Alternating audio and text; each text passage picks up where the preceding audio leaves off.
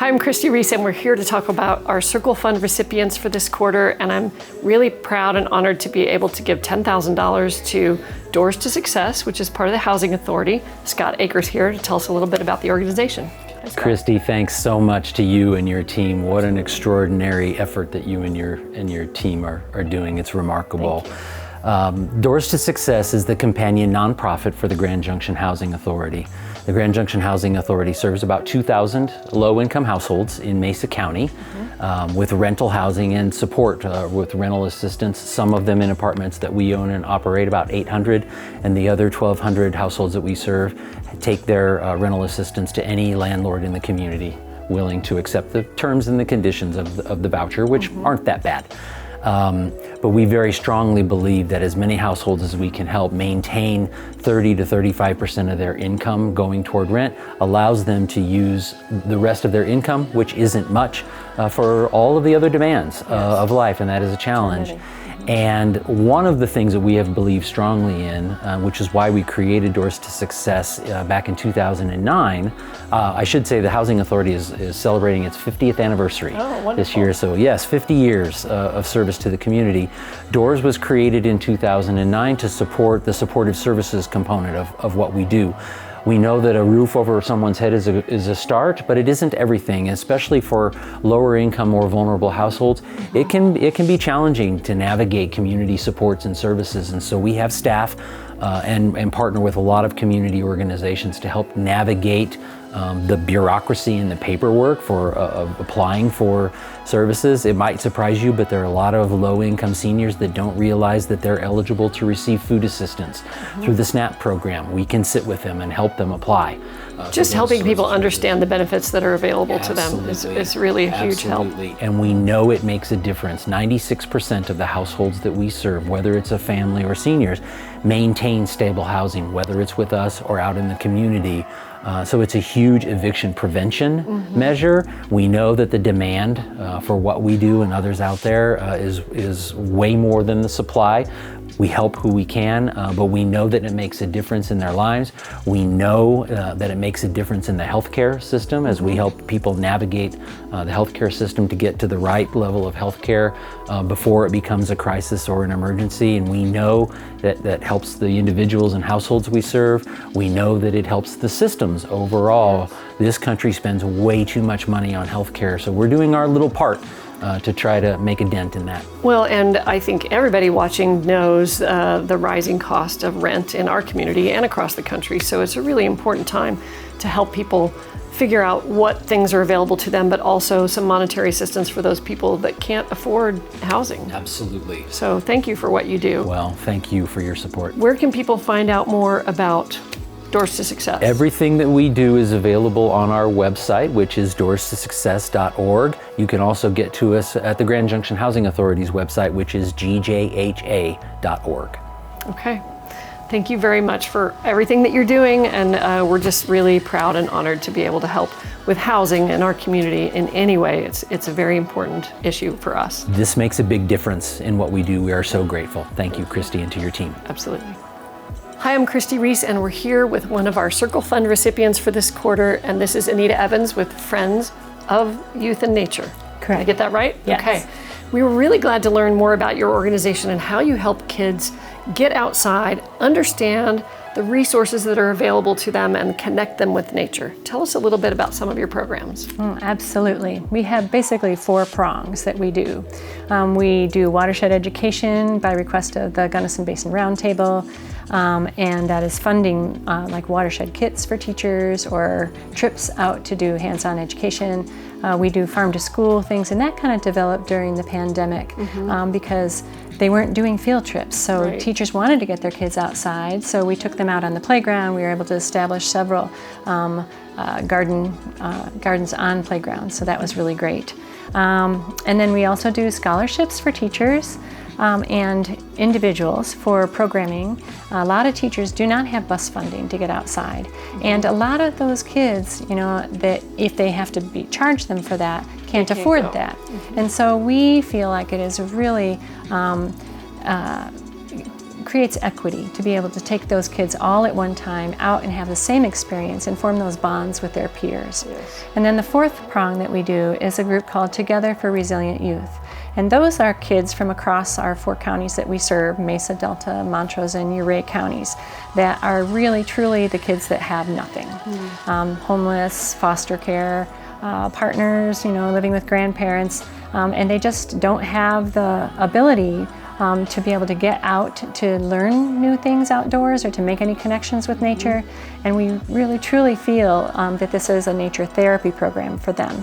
Yes. So we're getting them out and teaching them skills with experts from many organizations that come and help us out with those things. And we are basically facilitate that, and we feed them, because food is the most important thing on those. I have had more than one boy with hot dogs in their pockets when they leave. And I'm sure. they truly need that. We've heard lots of stories on our team about kids who just really don't know about getting outside. They don't know about, they've never been up on the mesa. They've never been on the river. They've never hiked in the monument. And we would love to get all the kids out there. We know, I know I use nature as my therapy. Right, and I do too, and have my whole life, because it's where my heart is. And truly, these kids are so thankful. And one of the biggest quotes that we had from one of the programs that we did earlier this year, it was a bike program in Montrose. The boy said, finally somebody gets me. And it's so amazing, because he's sitting there with kids his own age and just talking about his life and learning how to bike. So wonderful. It's really amazing. So if somebody wants to donate some more money, which we would love for you to do, or volunteer with your organization, how do they find out more? You can go visit www.friendsofyouthandnature.org, and that's our website. And it has scholarship forms on there if you are in need for something for your child or your family, and it also has ways that you can donate. Wonderful. Yeah, great point. If you have a kid that wants to connect with nature, or a parent that wants to get their kids into a program, they can learn more about how they can do that. Yes, through their school, absolutely. their teacher, or through the organization. Correct. Okay. Well, thank you for your volunteer time with the organization and everything that you do, because I think it's very important work. Well, thank you Big so fan. much. Thank Really you. appreciate it. Thanks, Anita. Okay, thank you so much. Thanks. Hi, I'm Christi Reese, and we're here with another one of our Circle Fund recipients for this quarter, and this is Elizabeth Witt with the Grand Valley Yoga Fest, and we're really excited to be able to give you $6,000 from our Circle Fund to help you with your mission. Thank you. So tell us a little bit about the Yoga Fest and why you started. So I am one of the founders of the Grand Valley Yoga Fest. My other partner in crime is Lori Raper, and of course our husbands Brian and Troy. So we started the Grand Valley Yoga Fest in 2018 because we love yoga, and there's a mental health and suicide problem here in Mesa County. Mesa County has been in the top for the U.S. as well as the state of Colorado for the last 10 years. Our suicide numbers it's higher than the nation, and it's higher than the state of Colorado. So we thought that, hey, there's a connection between yoga with mental health, and we can also give back. So our mission is twofold. So we aim to come back, to connect, to recharge, and to be able to give back through yoga. And our mission is twofold. One, we hope that attendees will get tools to help with their mental health. And then two, we give back all of our proceeds to mental health and suicide awareness programs here in the Grand Valley. That's really wonderful. And your festival just happened in June. Yes. So you're yearly, but you also do some classes throughout the year. Tell a little bit about the festival itself and then the other events you have coming up.